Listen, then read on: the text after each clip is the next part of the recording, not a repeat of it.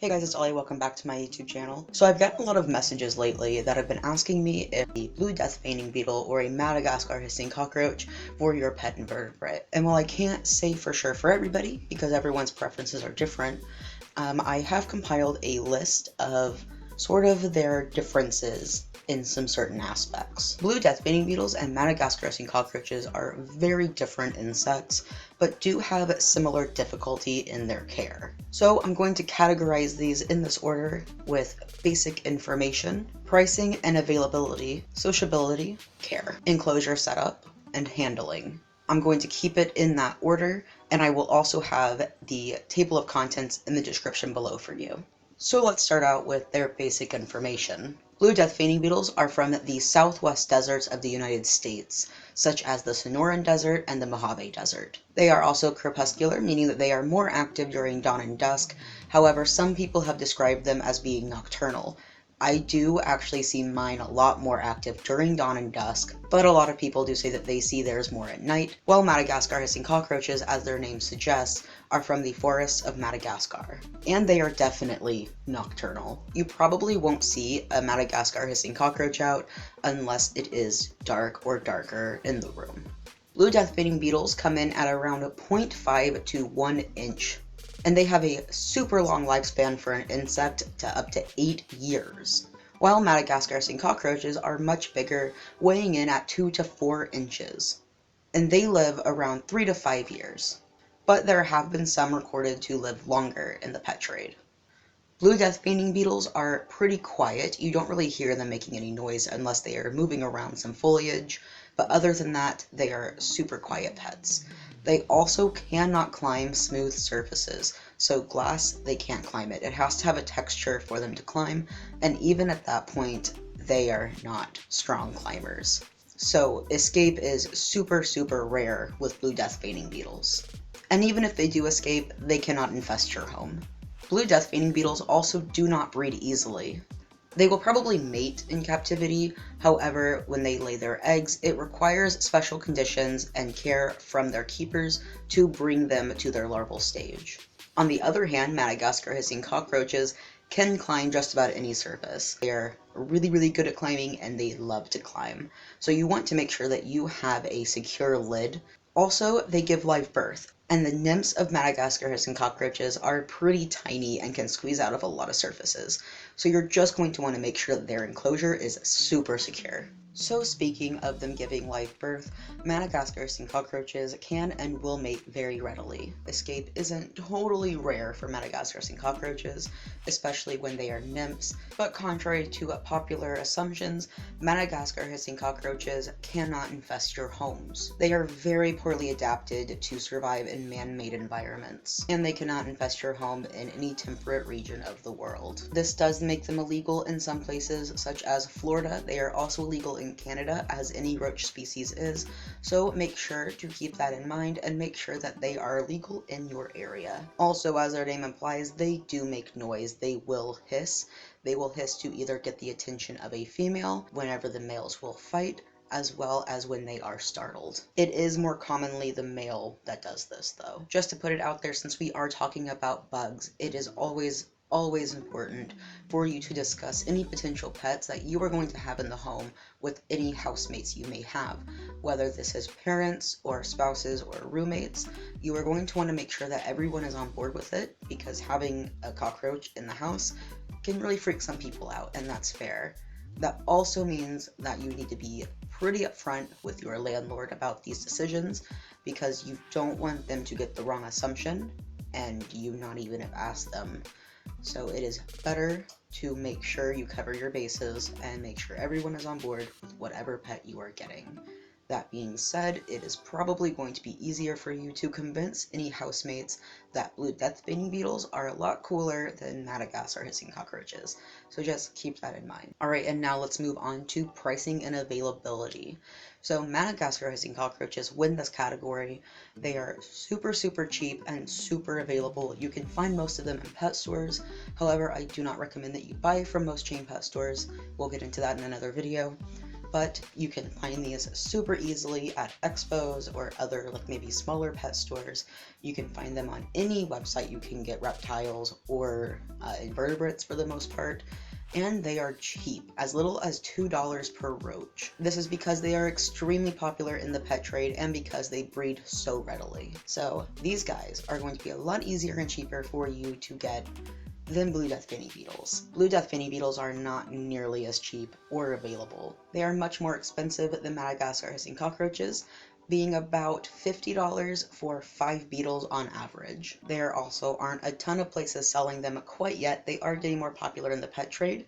However, they're not super easy to come by. I got mine from Bugs in Cyberspace. Websites like Bugs in Cyberspace have a limit on seasons. This is because most blue death finny beetles are still wild caught because they are a little more difficult to breed, and it was I think only this year or last year that some breeders finally cracked the code in how to breed them.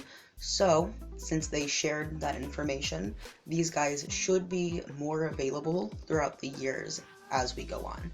But as of right now, they are much more expensive than your common Madagascar hissing cockroach. These guys are definitely a lot more appealing to my wallet, so. Alrighty, and now let's go on to cohabbing. Both Madagascar hissing cockroaches and blue death feigning beetles are social and can be cohabbed with their own species. Blue death feigning beetles can also be cohabbed with other desert insects, like other desert beetles, as well as velvet ants are pretty popular to cohab with them. Just make sure that whatever you are putting in there, they can live with, and it won't like eat them, and they won't eat the other insect, obviously. Madagascar hissing cockroaches, other than living with each other, can also live with your cleanup crew like springtails and isopods.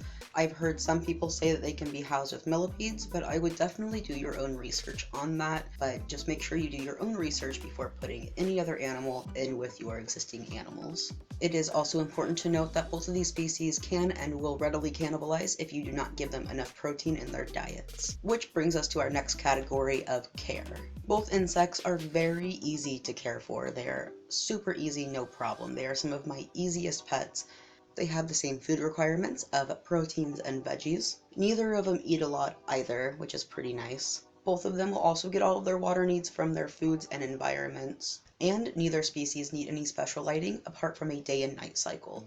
They do, however, differ in their temperature and humidity requirements pretty vastly.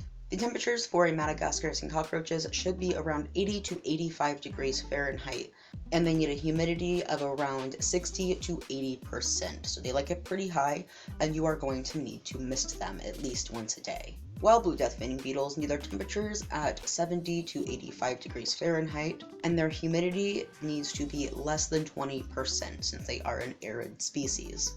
You will know if your humidity is too high for blue death finning beetles based off of their blue coating. Their blue coating is actually a waxy coating that helps protect them from the sun.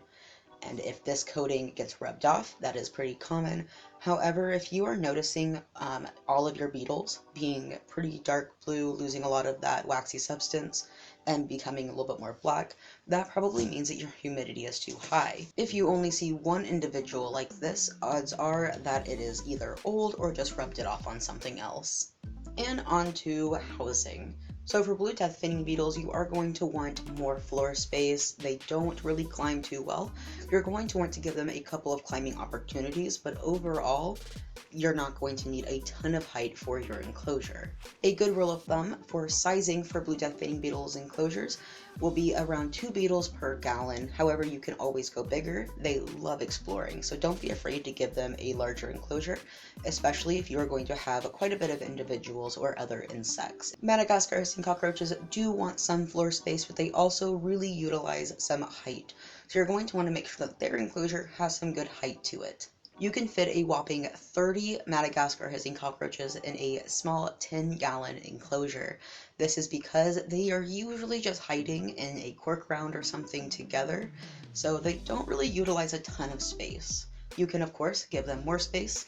However, I will say I have around 20 in a 20-gallon tank, and they're pretty much just in one corner of the tank all the time, so again, you're going to want to make sure that you make that enclosure very secure for Madagascar hissing cockroaches. And for our last topic, handleability. As you can see, Madagascar hissing cockroaches do not really mind if you handle them. They are larger and much more hardy than blue death feigning beetles, and while they can bite, they usually won't, and even if they do, they won't break skin unless it's like a huge hisser.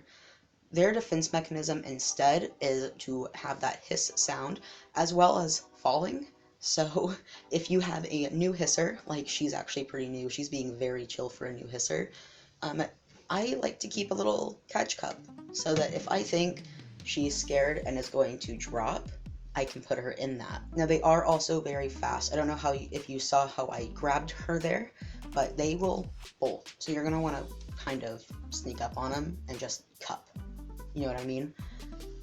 So they are very fast and they will drop and run. So just be very aware of that. And again, they can climb very, very well. I'll try to show you here. Their grip is amazing. So you don't really have to worry too much about them falling unless they choose to fall or they are an old hisser. And blue death feigning beetles, while they can be handled, are not really considered a handleable species. They are a lot more delicate and smaller, especially their legs. They can be picked up if done correctly, just make sure you're being super careful with them. Another thing that makes them not as handleable as Madagascar hissing cockroaches is that they do have that waxy coating I mentioned earlier, and this can rub off. So you just want to make sure you're being more gentle and careful with them, and maybe don't handle them as often. Once again, unlike these guys, they have very, very, very poor grip strength, and odds are, if you're not paying attention and consciously holding them, they're gonna fall. And just like Madagascar hissing cockroaches, they can't bite you. And that is all I have for you guys today. I really, really hope you guys enjoyed it. Thank you for this video recommendation. You know I love getting them. If you have any more of those recommendations, please leave them in the comments down below. I made this sort of announcement last week, but I am going to be alternating my videos starting from now on out, where every other video will be a more pet related video like this one or the ones I've done in the past. And on the alternating week, it will be a more science-y based video about animals. So let me know what you guys think about that. I'm still testing it out, getting some feedback. And of course, I hope you guys learned something, or at the very least were entertained. Give this video a like for the algorithm, and once again, comment down below if you have any recommendations or which one of these guys you would rather have. All of my links, including my Instagram account, my art Instagram account, commissions are open, my Facebook group where we can share pictures of our pets and talk about our pets, as well as my wife and I's Etsy shop where we do little crafts and stuff, will be down in the description below if you want to go check those out. And of course, subscribe to this channel if you are into this kind of content or really any animal kind of content. I upload every single Saturday at 10 a.m. Eastern Standard Time, but you can hit the bell if you don't want to remember that. And as always, I'll see you guys next week. Bye.